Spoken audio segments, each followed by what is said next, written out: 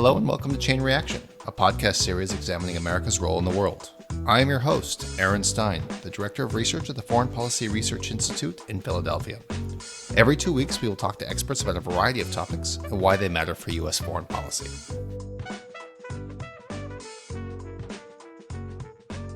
Hello and welcome. Today I'm talking to Anna Nadibaidze, who is a PhD research fellow at the Center for War Studies at the University of Southern Denmark. And today we're talking about her latest report for FPRI, which you can find on the website, which is called Russian Perceptions of Military AI, Automation, and Autonomy. Anna, it's good to have you on the show. Thank you for having me. Well, this is a big topic, and obviously AI and sources of automation and autonomy, right, as you say in the title, are big topics that are going on for future defense planning around sort of the larger powers and even smaller powers around the world. Can you talk a little bit, about this project in general, about the main themes that you pulled out of your research and what you were striving to get at by taking this project on for FPRI? Yeah, sure. So this report relates to my overall doctoral research, which I started last year, and it examines the development of AI in Russia in different aspects. So this particular report focuses on the military uses of AI. And yeah, the main objective was kind of provide a primer on the different debates and discussions ongoing in Russia on this topic and on the perceptions of these technologies among the leadership, but also among military observers and experts and the media. So it provides an overview of the motivations or the perceived kind of opportunities that these technologies can bring, and the different strategies, the different plans that the Russian leadership is pursuing in terms of military AI.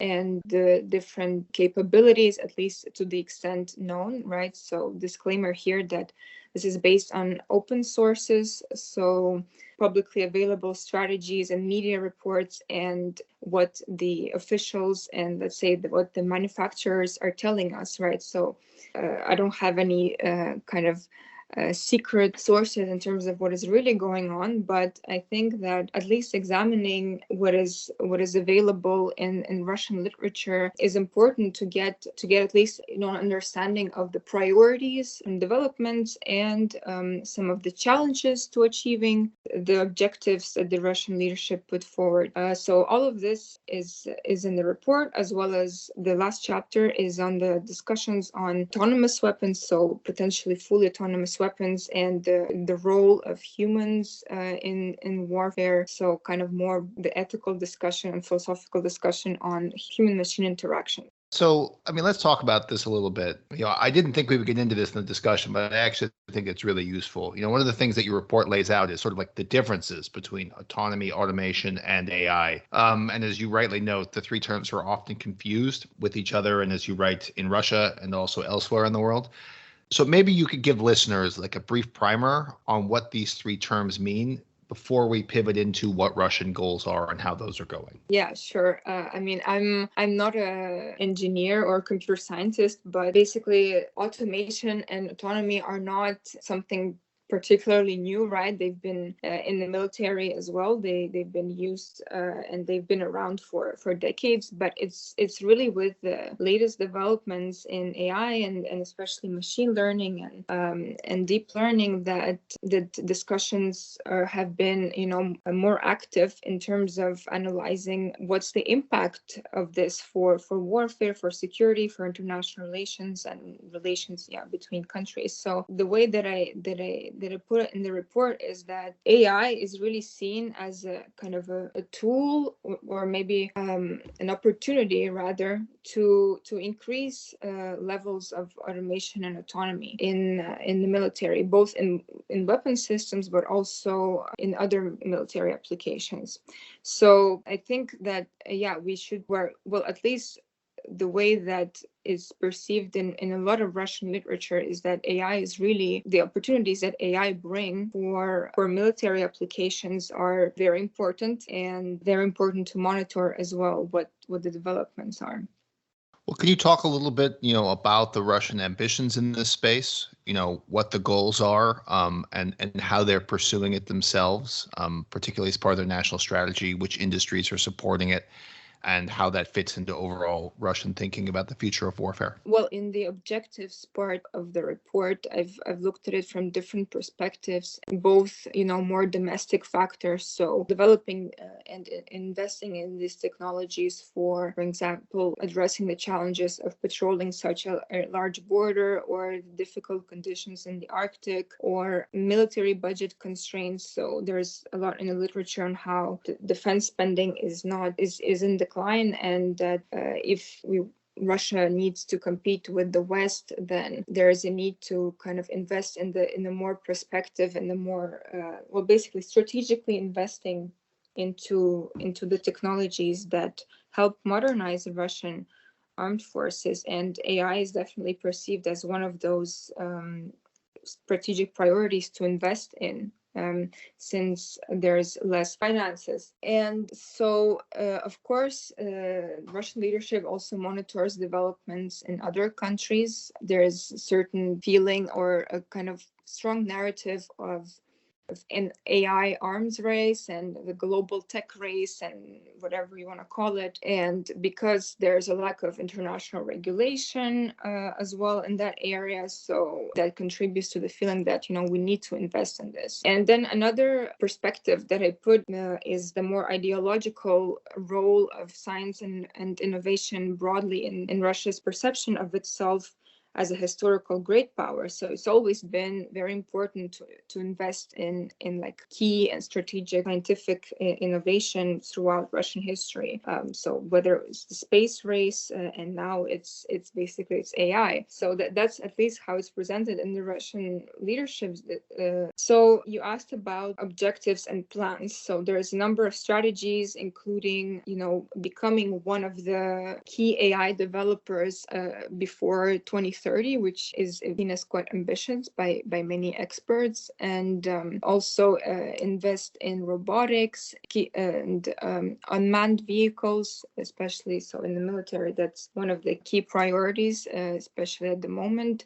That includes aerial vehicles, but also overground and underwater unmanned vehicles, and also how these interact with each other and interact with manned weapon systems. So when you have a human and let's say an unmanned aerial vehicle, how would these interact in future combat, on the future of the battlefield? So there's a lot of different kind of objectives and motivations in Russian discourses and discussions. And I think that we often see this famous quote by Putin, who said that whoever masters AI will rule the world. Well, and then there's the assumption that Russia wants to rule the world through AI. Perhaps there's a little bit of that, but there's much more behind it. There's a number of factors that we have to consider, and I think it's very important to dig into those different motivations. Can you give the listeners a sense of how it's going? There tends to be there's a tendency to try and judge one country's progress against another's, and this being an American podcast, we tend to view the actions of others as either catching up to American standards, or in other cases surpassing what it is that we're doing in the US, so that our side has to catch up.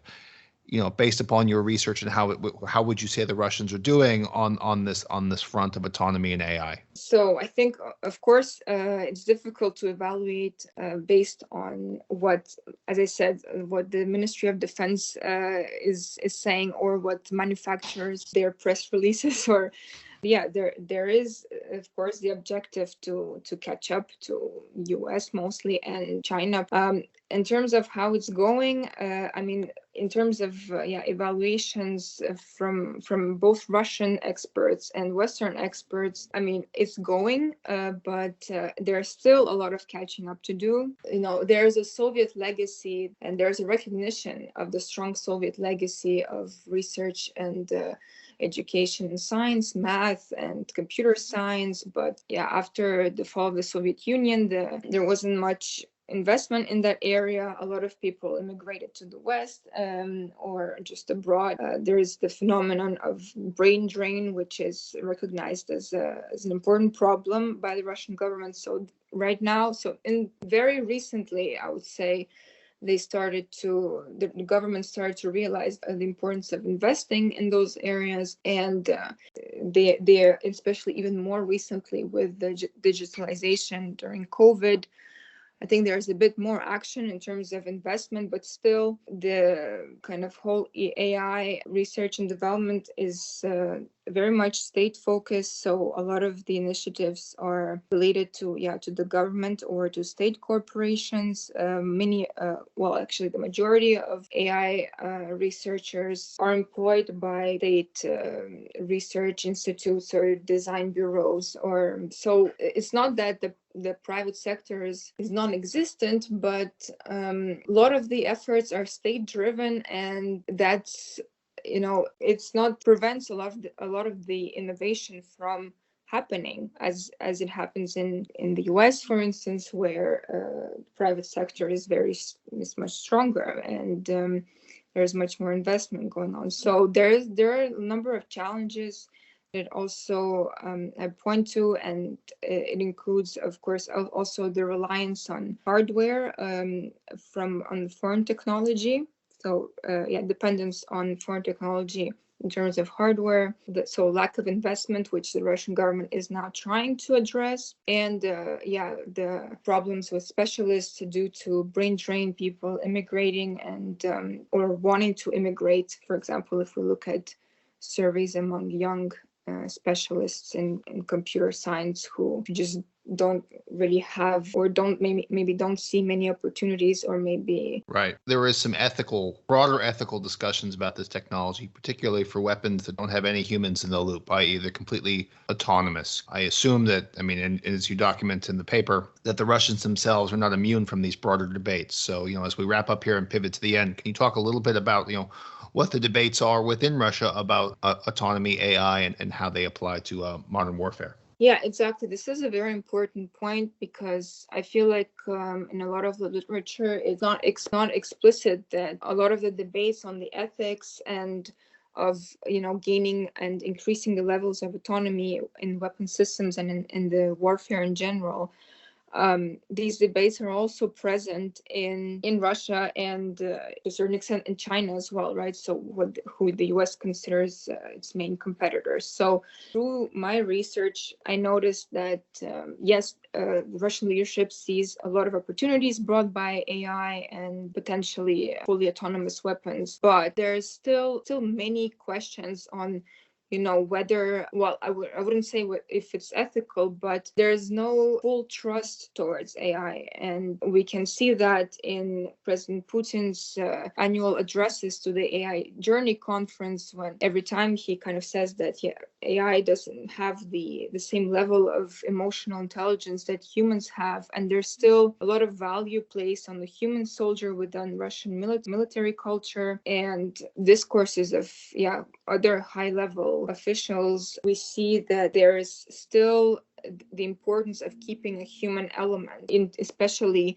taking such critical decisions as selecting a target and attacking a target. A fully autonomous weapon is basically one that can do those things without human intervention. And the Russian official position is that it's not that full autonomous weapons should be developed. At least, internationally, Russia is arguing for keeping human control. It's just that against new international regulations on these types of weapons, and it believes that the current international law is sufficient to address these concerns. But I think within the literature, there are similar questions asked across different societies, and it's important to keep this in mind when developing further security and defense strategies. I think we about covered it.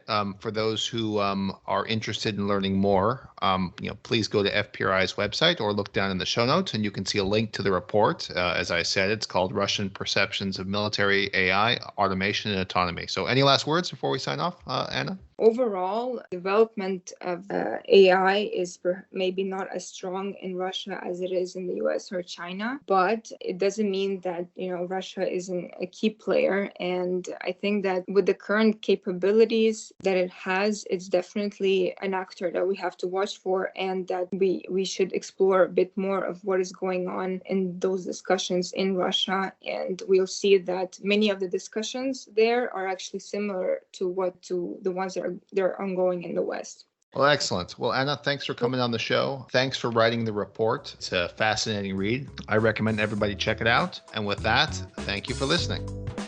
Next time on Chain Reaction, we continue our special series on climate change and national security with FPRI's Clint Watts. In the second episode, Clint speaks with Dr. Jola Ajibade, Assistant Professor of Geography at Portland State University, about how different global communities are migrating or adapting to climate change. Be sure to subscribe to Chain Reaction on iTunes, Spotify, or wherever you get your podcasts to be notified about new episodes. To explore more from the Foreign Policy Research Institute's research, podcasts, and upcoming events, please visit us on www.fpri.org.